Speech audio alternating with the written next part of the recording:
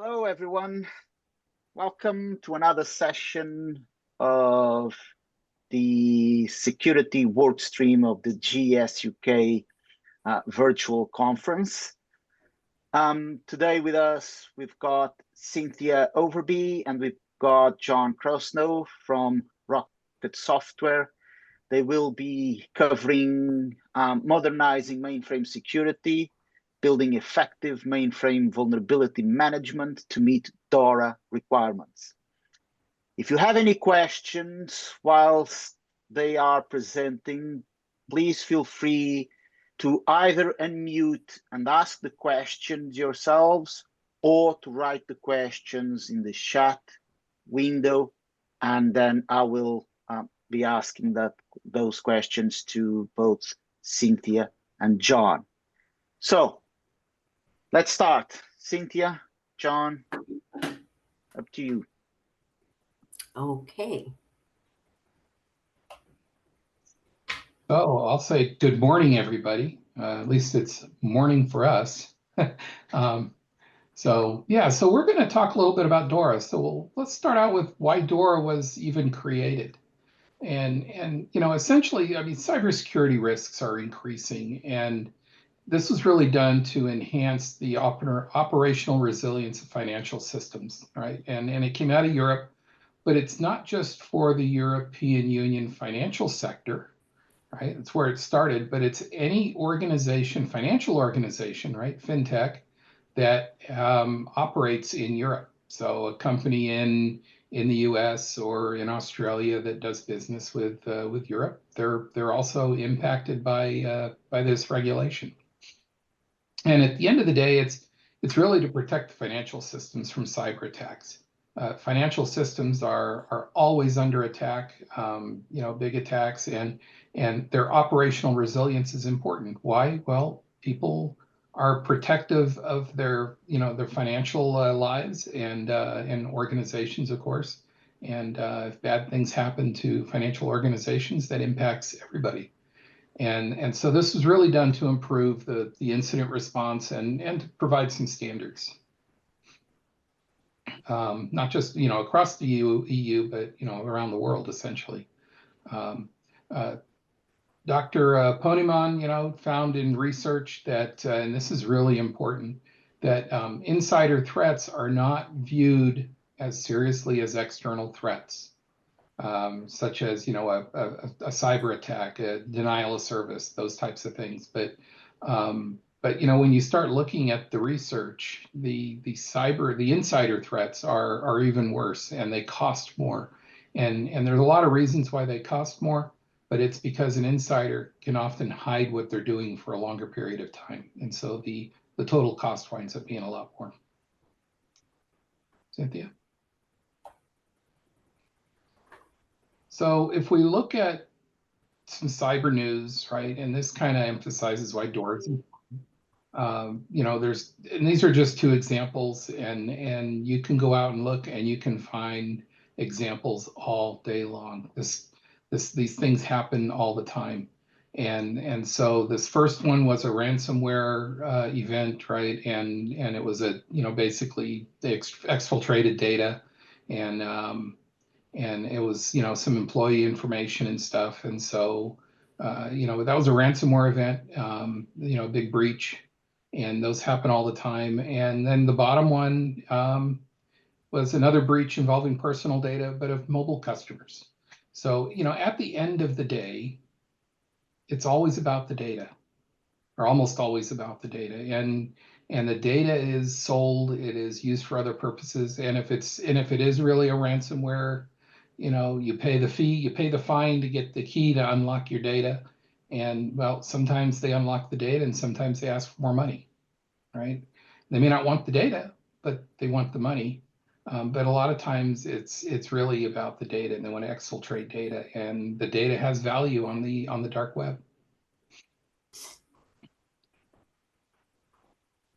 So DORA really brings in a new era of cyber regulations. In fact, you could say that DORA in some ways has driven other regulations. If I didn't know better, I would think that DORA and the new PCI DSS regulation, and there's another new one. They all come out around the same time for the state of New York in the U.S. There have a lot of similarities, and if I didn't know better, I'd say they all work together to come up with all these regulations because there are too many similarities. But if we look at these, they really drive increased resilience. And the idea there is if you have an outage, right, and this focuses on a cyber outage, there are limits in time as to when those systems need to be available again. With DORA, it's 2 hours. And this then, drives the idea of some strict enforcement, right? They expect organizations to go through routine stress tests. They get on-site inspections. This goes beyond what GDPR was doing, right, with the data privacy regulation. And so this drives actual testing to make sure that your system is resilient. This causes some improved cyber hygiene, right? There are requirements that that they're expected you to anticipate issues and protect against those issues and test different issues. Going back to the stress tests, enhanced incident reporting. So now we have to report timelines and levels of information. So this is really getting somewhat invasive into the organizations, but at the end of the day, it's to protect the customers, right? Not just the organizations, but the end users, the customers, against these cyber incidents. And it's not just those organizations that are impacted. Third parties, their contractors, their providers that they use are governed under the same regulations.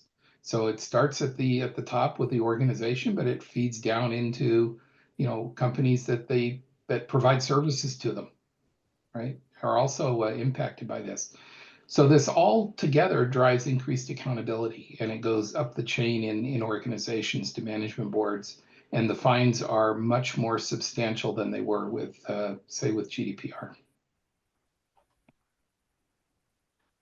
So, yeah. Let's talk a little bit about mainframe vulnerability management.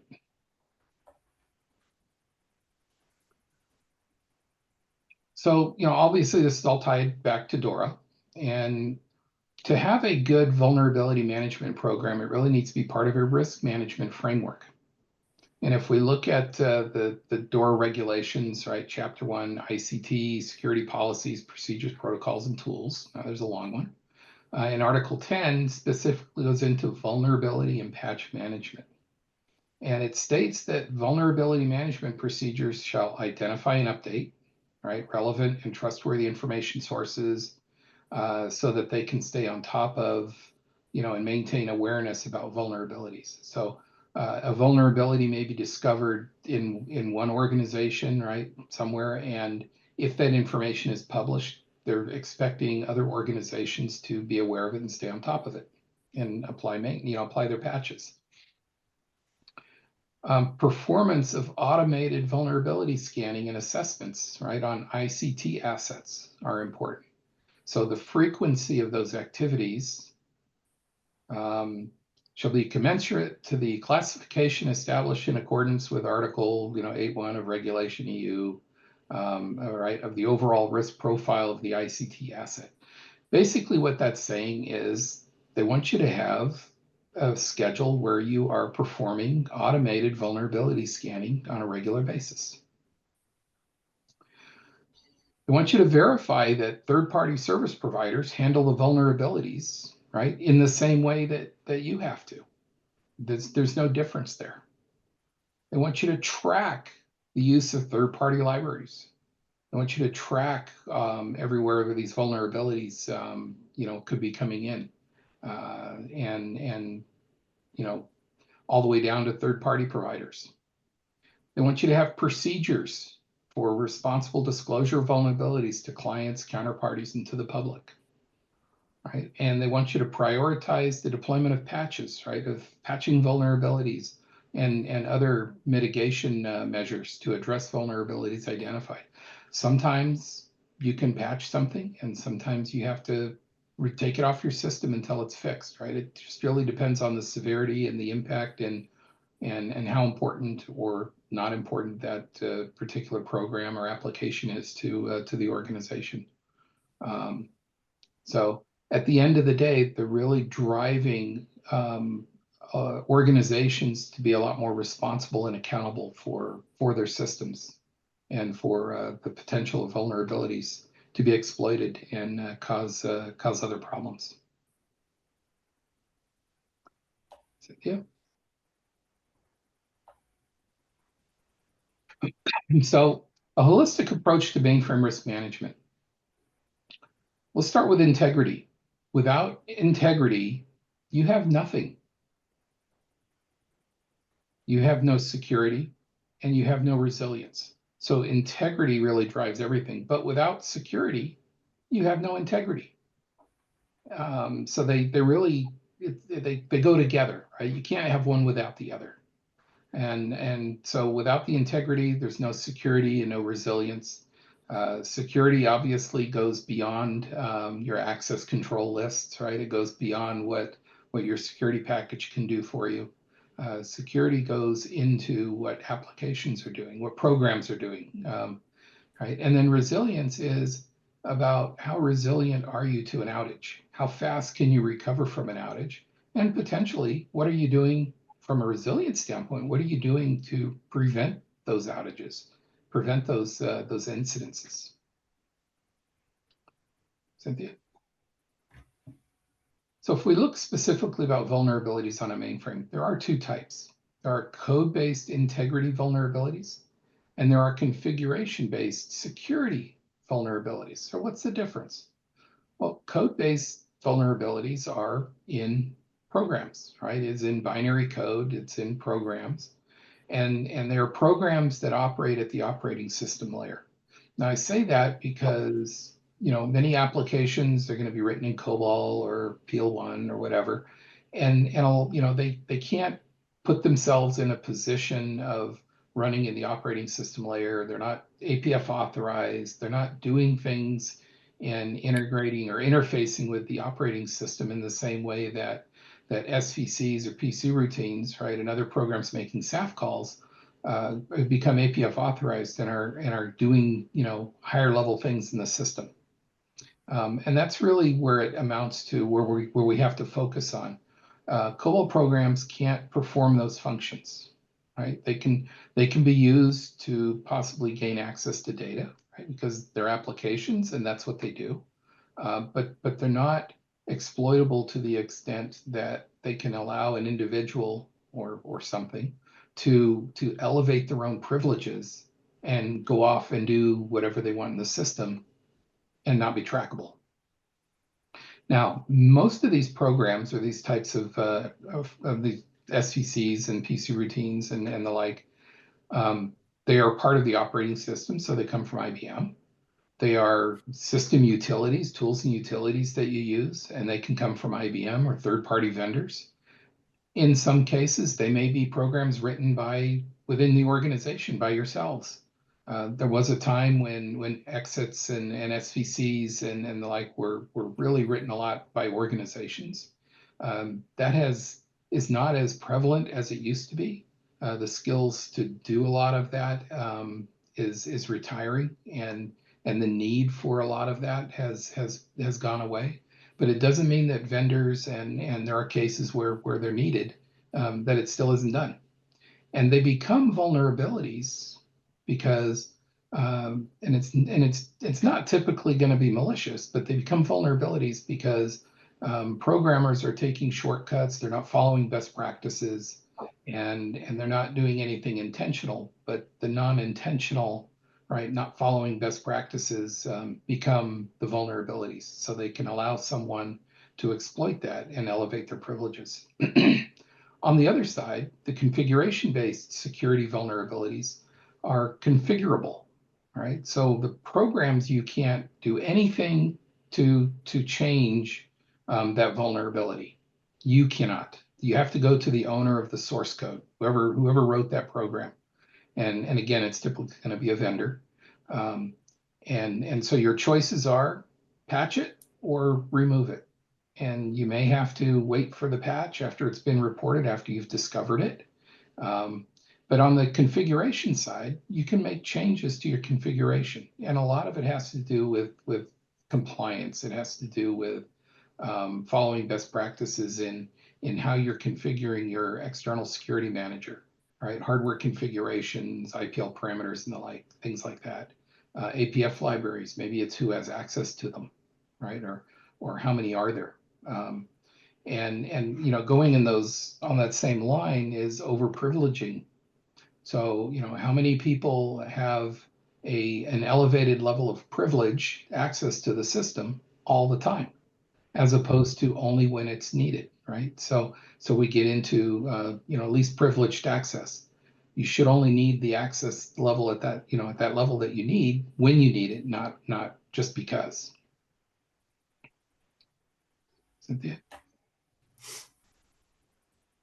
So customers have responsibilities in the area of mainframe integrity as well, not just the vendors and others writing, this APF authorized type programs and those responsible for configuration of the environment, right?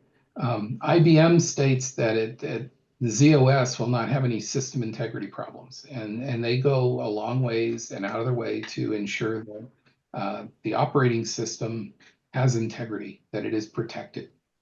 It doesn't mean that that can't be violated, right? But it is the installation's responsibility to ensure that all authorized code, both vendor and internal, conforms to the same high level of standards.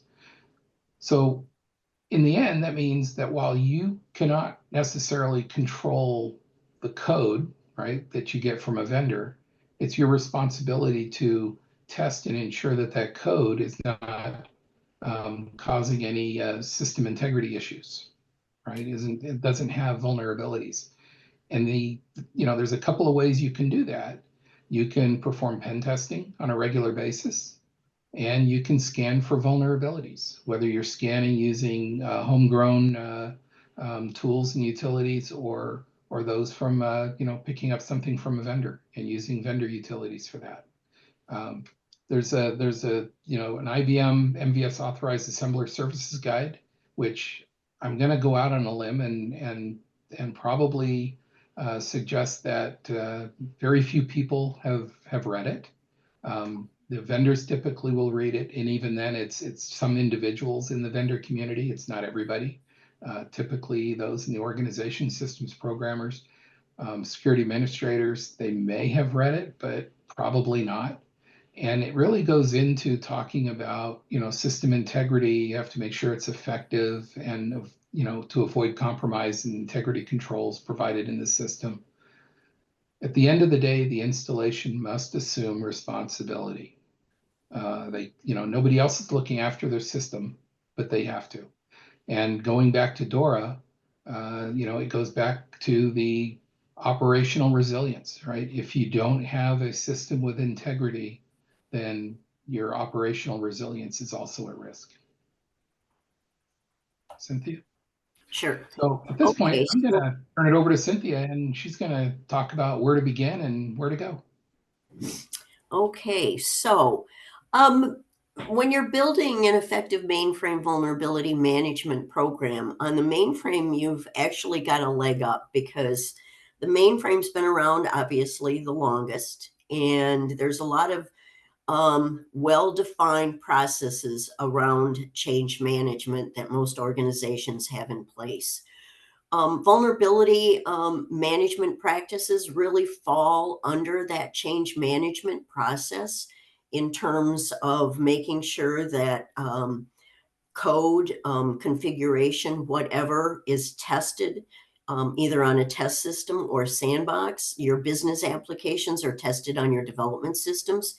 And all of that is verified and confirmed before it actually goes on to your production systems.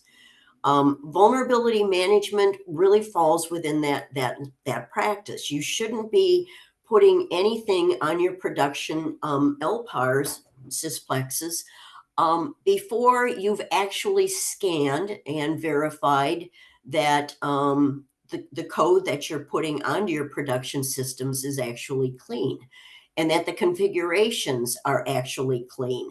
So following standard best practices for change management really is a good place to start. But the first thing you need to do is either to define or refine your strategy around your goals as it applies to vulnerability management. Which systems have the assets as defined, the ICT assets that you believe need to be scanned specifically, those types of things. So you need to understand what you need to protect and recover.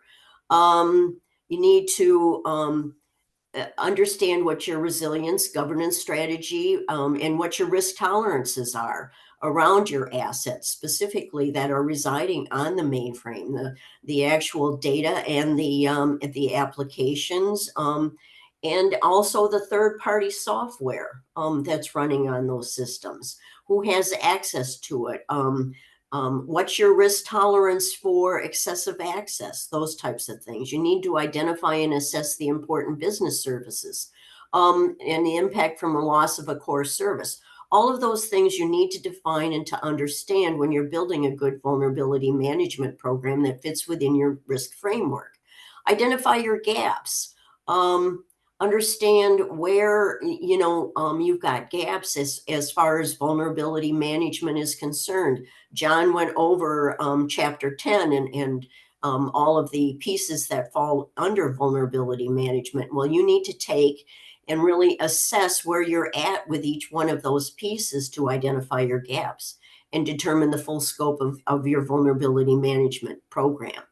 Once you've done that, define your roadmap, create a transition roadmap to address the identified gaps, understand what you need to do to build that program, explore options to determine methods for assessments, and align your vulnerability management process to the organization's requirements and risk, and as well as your risk metrics. On continuing on with that, identify all your assets, the programs, your security configurations. I always tell people that the U.S. Department of Defense DISA-STIGs is a good place to start. There's over 400 STIGs that have been defined by the DoD that really go into best practices around configuration specifically, and the different applications and third-party vendor software specifically, and the best practices around those. So if you're looking for a place to go and really understand and define what best practices are, that's a good place. Determine your operational environment comprising the areas of concern. So you want to know, okay, so which LPARs are we going to scan? Are we going to scan off of our test systems? Are we going to flash our production systems over to, say, a DR system? How are we going to set this up so that when we scan, we know we're scanning the things that we actually have identified, the assets we've identified that we want to scan. Also, you need to identify a list of stakeholders. Potential candidates include your executives, your IT operations, your applications business line managers. A lot of this stuff you already have from your GDPR. You know who is responsible for what and who has to approve what if as part of your GDPR. Create a scoping statement. Okay, so you're now at a point where you can create a statement that includes all of your assets and your stakeholders to be assessed and monitored. Determine who is responsible for each area, who is read in on vulnerabilities. I will tell you that mainframe code-based vulnerabilities are not part of the National Security Database. There are no vulnerabilities listed. When you're scanning, you're going to be scanning for 0-day vulnerabilities because nothing is out there in the National Vulnerability Database. No vendor, whether it be IBM or any of the third-party vendors, will actually publish vulnerabilities. They are kept very closely held by each of the vendors, and they do monitor for vulnerability detail reports coming from specific vendors, from businesses like yourselves and from vendors specifically, and those patches are put out in their security operational portals specifically, but you won't find them published anywhere. Understanding regulatory requirements. Okay, so we talked a little bit about what's out there in DORA. You also want to understand what your service level agreements are with your third-party vendors in terms of patches. What are their legal obligations? I tell people, when you're doing new contracts with third-party vendors, you should have specific language in your contracts around how quickly they have to provide you with a patch for a vulnerability. That's a very important piece of the puzzle here. Okay, so you've got a scope statement, you've got everything lined up, you understand specifically what your requirements are, what your assets are, who your stakeholders are. You've taken a look at what the process is that you're going to put in place. The second phase is to really then develop your plan. Each team needs to understand what is expected of them and how they will use the resources they're provided. Stakeholders, you need to get buy-in from your stakeholders. Okay, so senior management needs to endorse the establishment of a mainframe vulnerability management program, assign budgets, and implement the process and operation of the plan. They are a major stakeholder here in terms of how this actually gets rolled out. You need a budget, which will drive the identification of vulnerabilities. The trade-offs for developing expertise in-house or using a service that needs to be considered along with the long-term costs, such as the program and the skills maintenance, those types of things. Tool selection. That's going to impact the quality of the information on vulnerabilities and ease of mitigation. We all know that there's lots of security tools out there now. None of them work together. Even the ones internal from vendors, tools within their own packages don't always report the same level of information. So it's important to go out there and really take a look at the tools and determine which ones are easy to implement, which ones require a lot of skills maintenance to keep them up to date. And keep the reporting up to date. That's a very important piece of the puzzle here.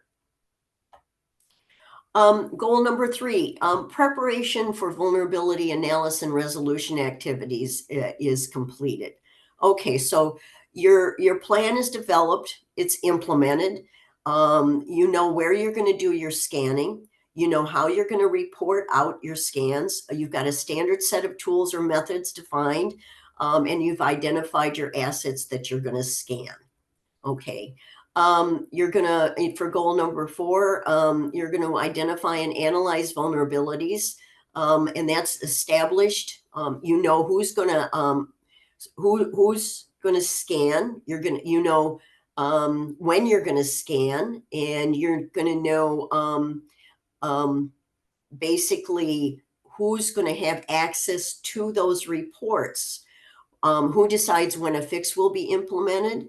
For a code-based scanning, you're going to get CVSS scores. You're going to have a method to define at what level each level you're in your risk metrics.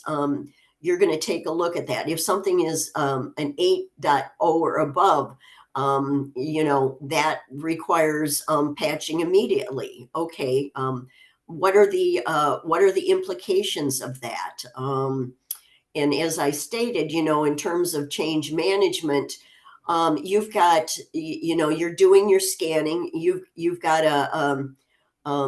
a process whereby particular programs can't be rolled into production until everything is clean. Well, all of a sudden now you've got a number of vulnerabilities that have to be fixed before that particular program or that software can be rolled.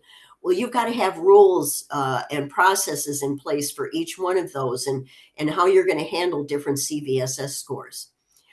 Is a repository used for recording information about vulnerabilities in their resolution? Historically, you want to know, have we run into this vulnerability before?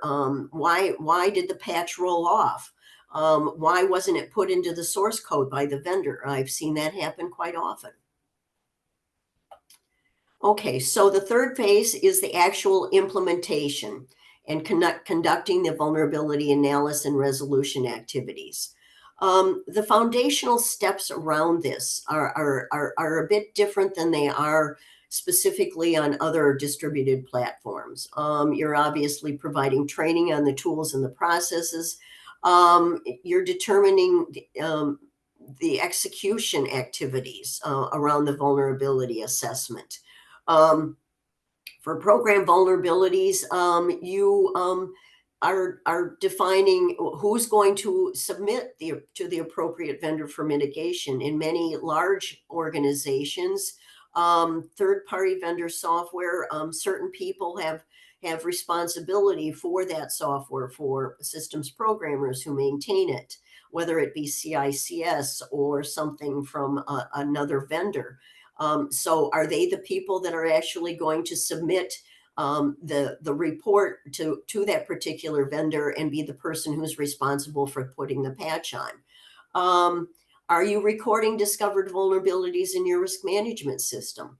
Are you categorizing and prioritizing vulnerability mitigation based upon the CVSS scores? Managing the disclosure of discovered vulnerabilities. Who's managing the discovered vulnerabilities? Who has access to the reports? How closely are those reports held? Remember, if somebody gets a hold of a vulnerability detail report that shouldn't have it, there's 4,000 other LPARs sitting out there that could be hacked if that gets out in the wild. It's not like the others where they can go out and look at the National Vulnerability Database and see all the vulnerabilities that are out there and go out there and try them. Analyze root causes of configuration vulnerabilities. Okay, once you find configuration vulnerabilities, you want to determine what was the root cause of it, whether it's the fact that you're not doing cleanup enough, whether somebody made a mistake in giving somebody authorized access that shouldn't have. You want to be able to go back and do root cause analysis on that. And then you want to always go back and assess and improve the capability. It's always important to continually go out and analyze and determine where you can do better. Are the relevant stakeholders represented? Is the process reaching the appropriate work products? What information directly impacts the stakeholder processes? Are the stakeholders using the information that they're getting from this? Is the process providing the appropriate work products, and what information is missing? So you always want to do best practices. You want to continually review the process that you have in place and make sure that you're meeting the needs of everyone in the organization. I will say that there are organizations that have rolled mainframe vulnerability management into their full-blown practice for vulnerability management, and have people with mainframe experience responsible that sit in the vulnerability management groups. In some cases, they leave it with the mainframe within the mainframe group to do the scanning, because vulnerabilities on the mainframe are within the focus of that particular organization specifically. And then, of course, in a lot of organizations, the security team sits outside both operations and vulnerability management. So again, it's all about the scoping and how you're going to manage it and who's going to manage it. Oops. Okay, so just one more time. Remember, it takes 20 years to build a reputation and 5 minutes to ruin it. It's what companies stand to lose a lot if they're not really going out there and building really solid risk frameworks and vulnerability management programs. Thank you. And please fill out your session feedback forms. Thank you very much, Cynthia, John. Guys, any questions for Cynthia and John?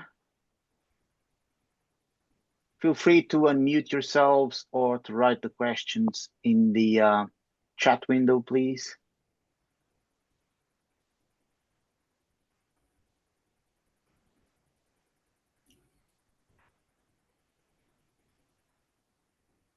Well, I don't see any activity. So, well, if there are no questions, Cynthia, John, thank you very much. A very interesting presentation. And thanks everyone for taking the time to attending this this session. Please don't forget to leave feedback, and I hope to see you in our next session early this afternoon. Thank you. Cheers, everyone. Thanks, everybody. Thank Bye-bye. you.